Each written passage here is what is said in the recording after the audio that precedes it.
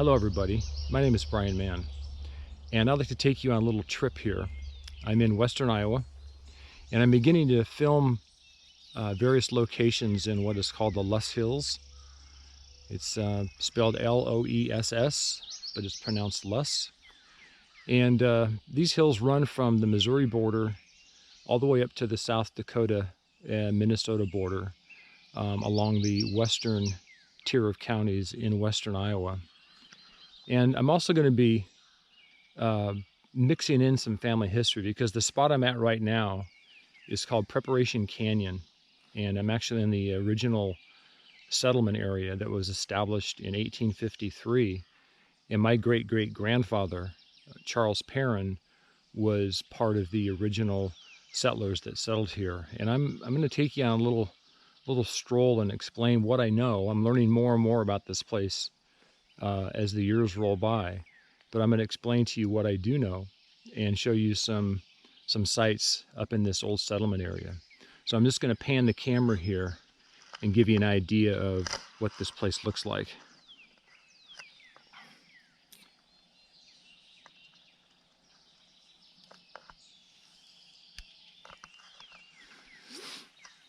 So just to the right of this tree here on the left side of the screen, that big open field right in here.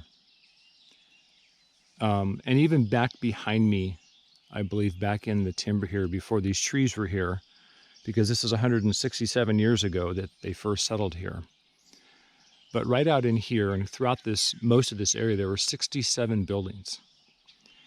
And you probably can't see it. I'll walk out there further, but just below the crest of the horizon there, about halfway up between the shadow and the horizon line, there's a flat spot. And that was the original two-story building that was built.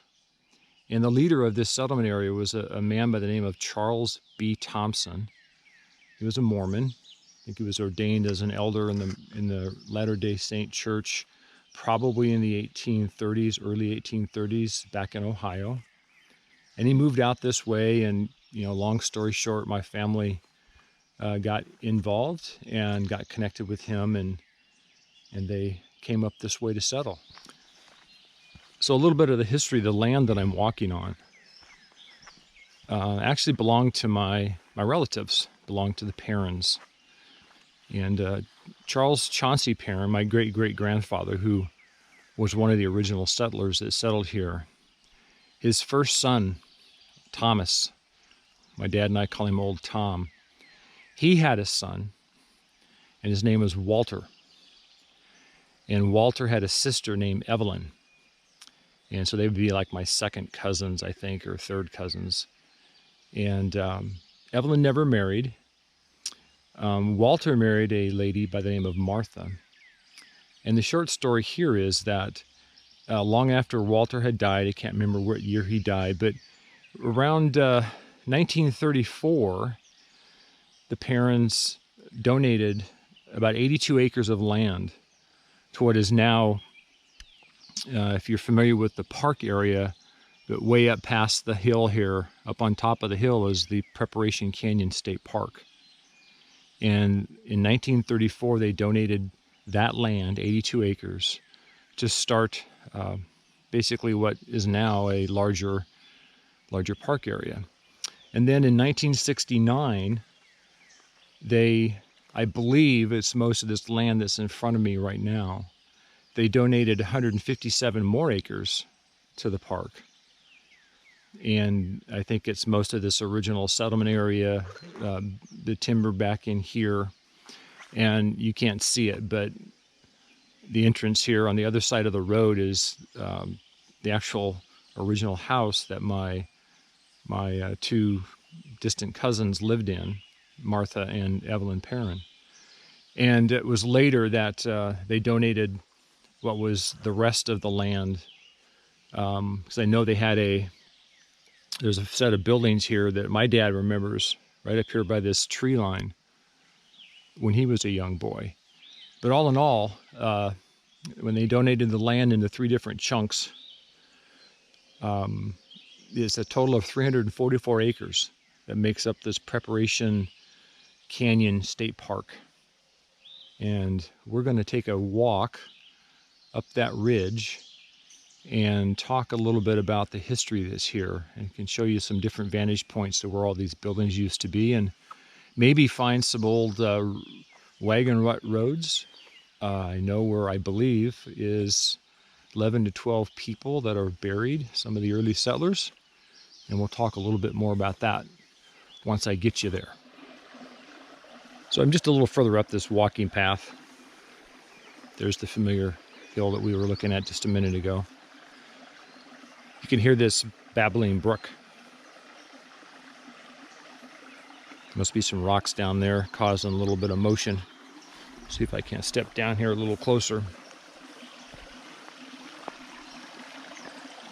This is Spring Grove Creek. So you have to wonder, back 167 years ago when people were settling this country, what made them settle in the places that they settled? Well, in this particular case, my great-great-grandfather returned home from his Mormon battalion march when he left what is now around the Iowa School for the Deaf area and marched all the way to San Diego, back up through California.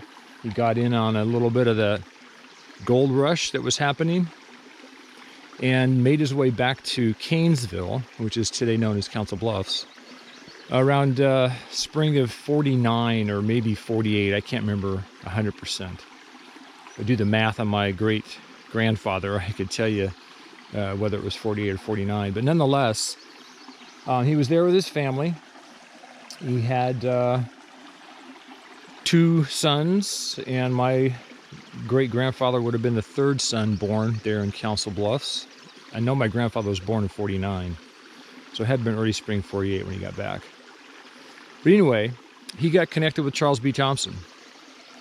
And I don't believe my great-grandfather was part of the guys that did this, but I know that he might have been. But Charles B. Thompson enlisted the services of a man by the name of Guy C. Barnum. And him and a couple other guys started making their way up the Iowa side of the Missouri River north, trying to find places to settle. And the story is they went to the Honey Creek Valley, which was the first river north from Canesville. And there's a lot of wood, a lot of timber there, but no running water year-round. So they proceeded north to what is the Boyer River Valley, comes down from Dunlap and Woodbine and Logan, Missouri Valley, and they came to the same conclusion: not enough persistent water. And then they made their way up to the Soldier River Valley, which angles up into the rough Loess Hills, just south of the old town of Orson, and makes its way up through Pisgah and Moorhead and Soldier. And they came to this spot, and they found this, the Spring Grove Creek. And it had water in it all year round. And you can see, I've never actually seen it with this much water in all my life. But this is why they settled here, because of the abundance of water and the lay of this land. And I think that's why. So I've made my way up the trail here a bit. And I also will mention that this land is cared for by the Department of Natural Resources in Iowa. And they do a great job taking care of this place. They keep this walkway, this path goes all the way up through. And they do a wonderful job taking care of it. And there's actually some dry camp spots up in here. There's no facilities, but there are camp spots. And here's where I just want to kind of make note. Not 100% sure whether it's this kind of a flat spot right here or down this little ditch, if it's this next little flat spot here. But one of these 2 places is where Charles B. Thompson's 2-story house or building was erected. And again, 67 buildings that were built and constructed in this area, all through this open field, possibly across the field there, across the road into that cornfield a bit, and definitely down in here before these trees ever existed. And the interesting thing was, when they got here, there wasn't a lot of timber like you see here. It was pretty desolate because it was 1853, and man was not involved with controlling fires and things like that, and that's what kept the trees burnt down. So they ended up getting the lumber for most of these buildings down at Hind Creek, and that's probably 25 miles. They cut that wood and brought it up here and milled it and built these homes, built these buildings. There was a post office, there's a stockade, a variety of, I mean, it was actually a town for at least about 5 years, 1853 to 1858, until some of the members of this commune, that's what I would call it, started to wise up, my great-great-grandfather being one of them. And one day we're going to lynch old Charles B. Thompson and Guy C. Barnum. And I'll get to that story in a minute. Well, here you can kind of see a little better, I think, kind of these flat spots. Realize they didn't have bulldozers back in them days. The only thing they had was big blades they could pull behind teams to move dirt. So you'd have to use your common sense, just like today. And if I was going to build a building here, I would find the flattest spot possible to minimize the amount of work I'd have to put in the foundation to create a level base for my building. And so that's why I believe it's right around here. And if I can include in the video, there is an artist rendition of this settlement area that I believe was in a Monona County history book, 1892 or something like that. And it kind of shows it right around one of these two flat spots right here. Who knows? Just another vantage point as I'm crawling higher up this hill of the old original settlement area. I have good reason to believe, based on some stories that were passed down, based on some very primitive discovery means, that right here in this flat spot, and possibly even underneath this path here, there are approximately 11 or 12 people that are buried here. You would never know it. But I do know that from looking at or reading the history books that several people did perish living here, and they had to be buried somewhere. And the information that I have received from other distant relatives is that it's right about here. And the story is, you can see this little tree right in front of me here, a little shrubby tree. And I'll try to move the camera down here, but if you go look right down the hill, and you see that big old tree, there used to be a fence line that ran right up here. And that's how they knew from, I think it was my third cousin told me this, passed down from his grandfather, great-grandfather, that's how they knew where it was, standing down by that tree, looking up the hill, you know, almost straight east. And it was just to the south on this flat spot right here. And it kind of makes sense. Cemetery, top of the hill that sits above all the buildings. People can look up here and see where their loved ones have been buried. So someday it would be nice to confirm it. Maybe raise some money through donations and put up an old-fashioned wrought iron fence that you see in some of the old cemeteries. And maybe just put up a plaque that acknowledges that they're here. I just think it adds to the mystique adds to the story of this beautiful place. They're up high enough here now you can see across the Soldier River Valley here, kind of in this saddle, near tree line. Way in the back you see the horizon, and that's just the bluffs that are on the east side of the Soldier River. Runs up through here. You can see this this trail rises pretty high up the side of this, up the crest of this ridge.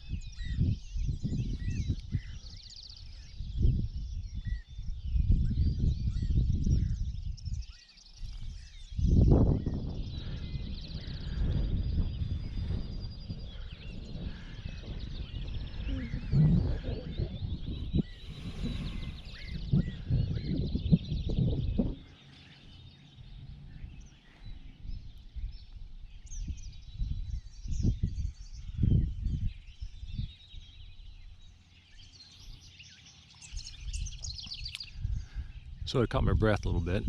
It's quite the hike up that steep little slope. So let me explain a little bit of the history of how this place fell apart. So Charles B. Thompson claimed that he was ordained from visions, that he was to be called Father Ephraim, after the biblical man Ephraim. And he convinced his followers, my great-great-grandfather Charles Chauncey Perrin, and my great-grandmother and great-great-grandmother, and others, to essentially deed over all of their personal property to him for the betterment of the community, for the commune. And he set up a couple of different schools and asked that they all pay 10% of their income and property as tuition to these schools, because this was supposed to be the place of preparation for moving on after this life and moving on into eternity. That's how it got its name, preparation. And to make the long story short, eventually members of the community started to wise up to what Charles B. Thompson was really up to, because he had managed to convince people to deed over their land to him as well. And by the late 1850s, he had nearly 3,200 acres of land that was deeded over to his name. And he had sent some of the elderly men away on missions. And I believe that, I don't know if the timing is exactly right, but Charles B. Thompson went back to St. Louis, which is where he was from prior to moving here. And evidently, people started to think about what was going on and started to wise up. And they came back home. And while Charles B. Thompson was in St. Louis, they gathered together and reclaimed as much of their personal property as that they could find. And I don't know when it was. I think it was 1858. Things had continued on, and there was obviously friction. People were starting to split out away from this community. But Charles B. Thompson and Guy C. Barnum, which I think was his right-hand man, were on their way back from Ottawa, coming this way. And I know from history books, and I also know from a deposition that I have read from court case in 1868, which at that time the district court was in St. Louis, and a lot of the members here were suing Charles B. Thompson for basically their property. And before I get into that, I came across that deposition because somehow, probably about 10 years ago, 12 years ago, maybe even 15, I somehow came in contact with Charles B. Thompson's great-grandson. I can't remember the gentleman's name. If I recall, I'll maybe put a bar underneath the video here. But when I talked to him, he was in his 80s. And we had several great conversations over the phone. And he's the one that sent me this 200-some page deposition. And in there, it talked about Charles Chauncey Perrin and 2 or 3 other people or more had enough. And they were going to lynch Charles B. Thompson. And if it hadn't been for a young lady of a family, a daughter of a family that was living with Charles B. Thompson, who about 3/4 of a mile in this direction waited for Charles B. Thompson and Guy C. Barnum to return from Ottawa and warned them that there was a lynch mob heading their way, he probably would have gotten lynched.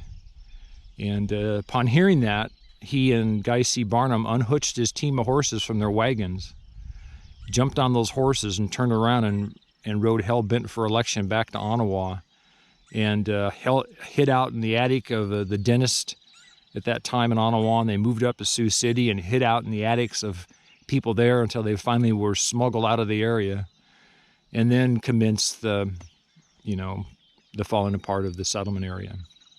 And my family then, Charles Chauncey Perrin and his family ended up settling, and long story short there, that's how they acquired all of this land and eventually donated it to the Preparation Canyon State Park here in western Iowa.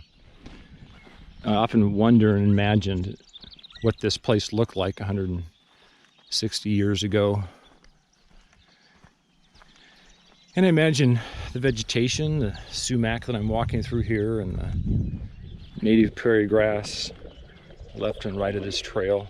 Actually, when I'm walking on, they just mowed it.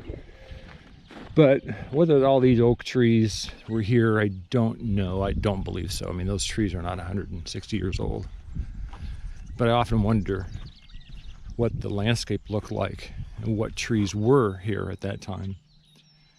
It certainly would be interesting to have a time-lapse photography of the area, see how it's changed over the time.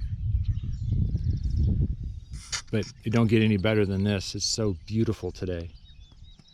Maybe a 2-mile-an-hour breeze, probably about 68 degrees. So we're approaching the north end of the greater settlement area here. Most of the buildings, again, were to the south here, down the other side of that hill we just came up. But recorded history is correct. There were a lot of people that couldn't afford framed buildings, framed house. As I understand it, and I have an 1856 census of this place, and on that census was around 265 to 270 people that were living here in 1856. And a lot of the people that couldn't afford frame homes, because it costs, I'm sure, today's amount of money, it would be pennies, but back then pennies was a lot of money. They made dwellings by digging dugout caves in this Loess dirt. And I'm not sure how far they spanned here, if they're on the opposite side there in the timber line, that hill sloping up there. I do know that back where we started, back just to the south and east of Spring Grove Creek, you can't see it through the hill, but through the trees, but there's a good hill that comes down there. And I recall when I was a teenager finding piles, odd-looking mounds of dirt that were just kind of out on the flat, just a few feet away from where the hill kind of terminated to the flat bottom. And you got to wonder if that's the dirt that they dug out of the caves. But I haven't explored much, but it wouldn't surprise me if there were other dugouts up in this area here. Pretty well protected, and people back then had to do what they had to do, and they were following the beliefs that moved them and motivated them so strongly. Does it surprise me what humans will do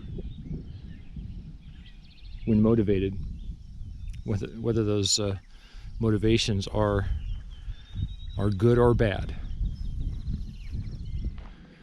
This is by far my favorite part of the trail.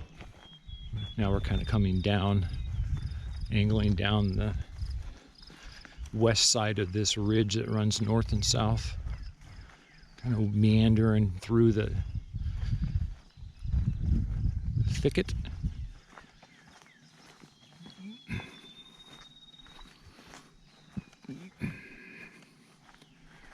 My favorite little tree tunnel here.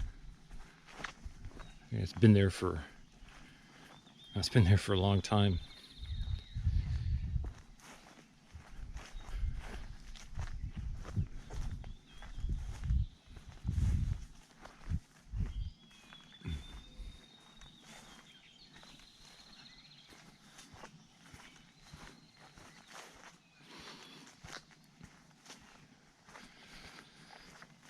Man, I would love to wake up every day to this.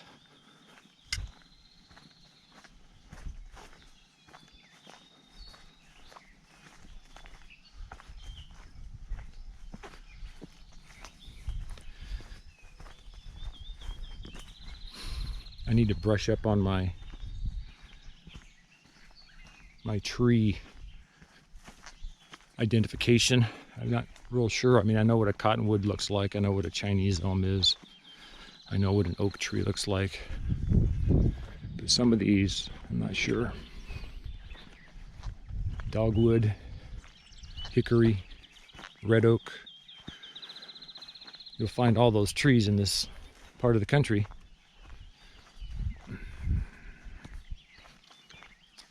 Some's good for fires and some's good for building. Some for neither.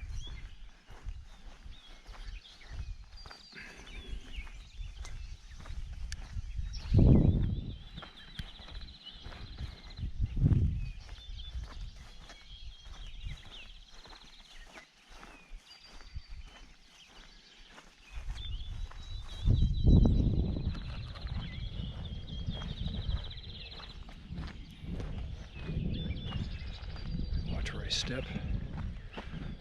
A little bit of dew on the grass this morning,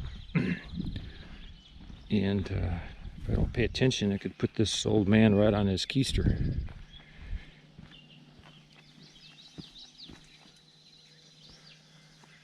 Hope I don't disturb some campers down in here still sleeping.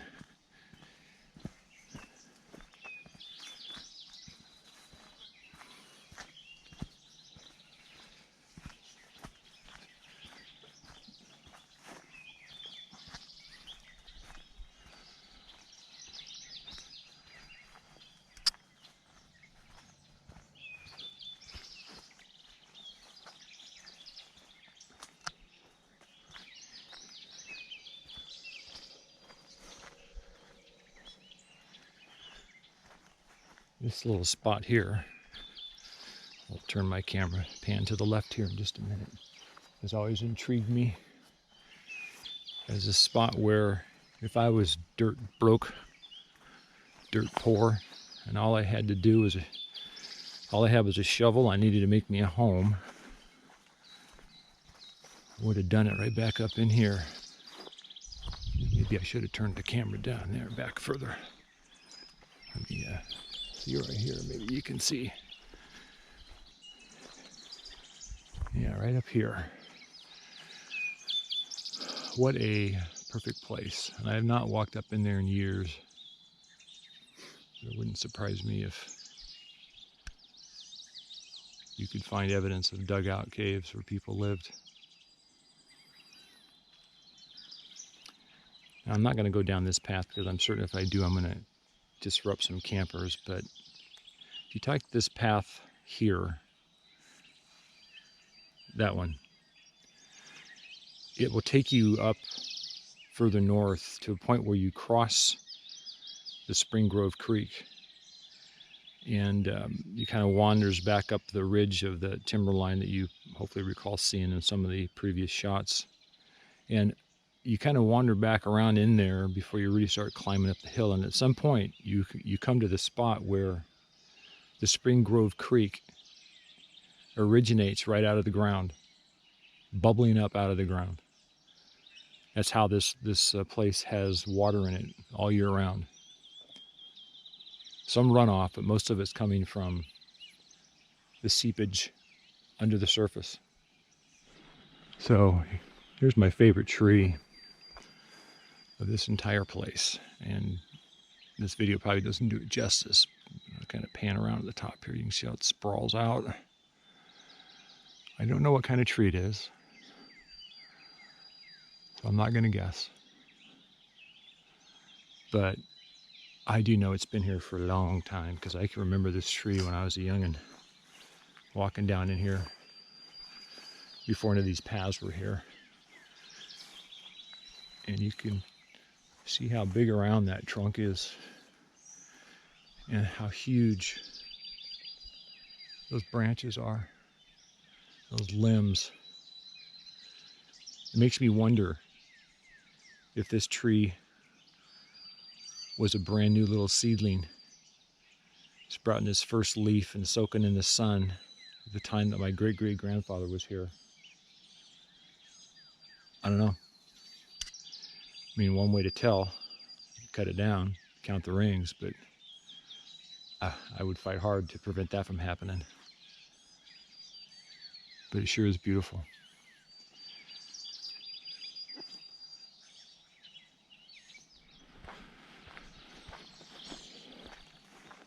Now what we're coming on here is an old road. I'm certain it was used in the early 1900s by the farmers, but I also believe that this is from stories, I've read from interviews by Evelyn and Martha Perrin, that they located wagon ruts in 1965 and talked about it.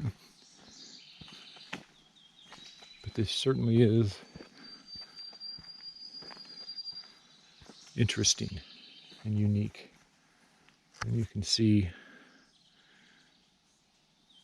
how thick the foliage is.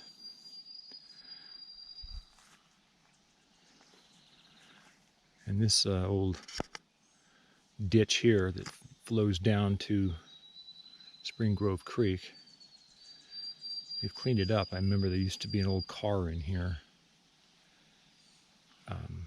Because, you know, back in the days when this was just some person's farm, it was their farm. They did what they wanted to do, and nobody was the wiser. But this is one of the old roads in the original settlement area. We're headed just about straight south right now. So here's this big old tree I pointed out earlier. It's kind of the start of this fence road that runs up the hill here to my left to the east, and is one of the landmarks, I guess, for how to find those potential graves. And you really can't see it because the sun's too bright, but you can see the trees that kind of run right up the hill there. That's how some trees get planted, as birds eat seeds. Birds set on fence posts or wire and rest. Birds do their business, drop the seeds. Tree grows with instant fertilizer. But you probably can't see it. I can't point, but those graves are right about in there. So now we're walking down the west side of that ridge that we walked up. We're heading south. And my dad recalls stories passed on to him that there were people living up in this part as well, not just over the hill on that big open grassy area that that you see when you first enter the settlement area. And it doesn't surprise me. 267 people. I would have to probably sprawl out a bit.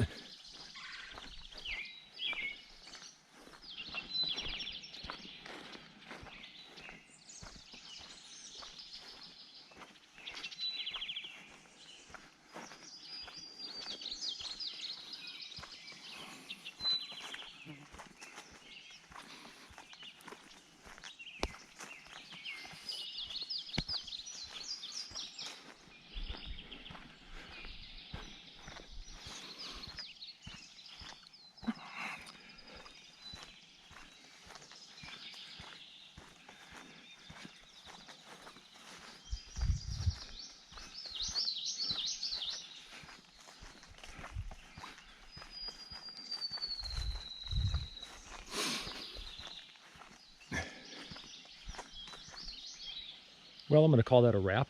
I hope you enjoyed the hike and a little history lesson about my family history and the ties and connections to this place. So just took you through the lower part of the Preparation Canyon State Park, the actual old settlement area. And if you enjoyed this, I would ask you to please subscribe to my YouTube channel. It is 4WD Expedition. Stands for forward or four-wheel drive expedition. And my goal is to post videos about the Loess Hills in western Iowa, the Sand Hills in central Nebraska, and when I can find time to get way far away, my adventures with my 2011 Jeep Wrangler Rubicon with my rooftop tent and driving through BLM land and exploring places that I've never been to before. So again, I hope you enjoyed this, and we'll talk to you later.